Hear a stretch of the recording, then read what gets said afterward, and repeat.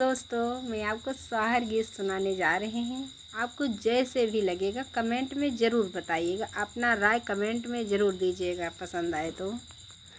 मांगे ना नदिया कंगनवा कजरा के परैया, मांगे ना नदिया कंगनवा कजरा के परैया, काजर के परैया हो लालन के खेलैया, काजर के परैया हो लालन के खेलैया, मांगे ना नदिया कंगनवा कजरा के परैया, मांगे ना नदिया कंगनवा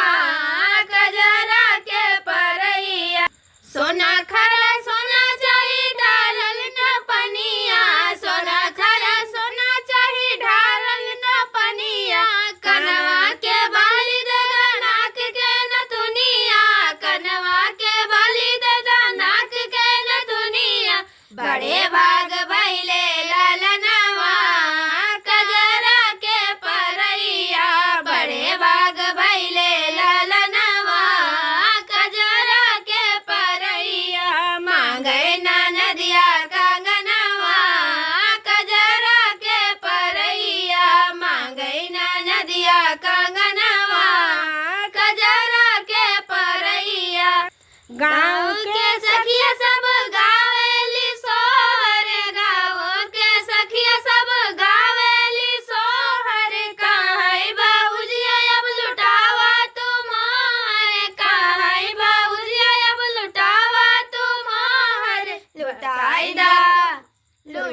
दा तू भैया कई खजनवा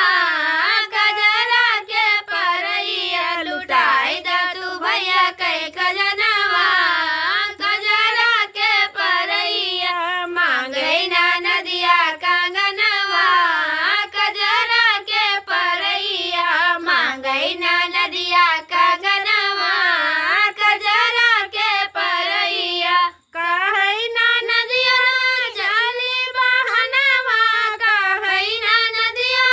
चली बहनवा, ना तो मोर पिया जी मरी आई तनवा, ना तो मोर पिया जी मरी आई तनवा, भैया गढ़ाई दा गहनवा कजरा के परैया, भैया गढ़ाई दा गहनवा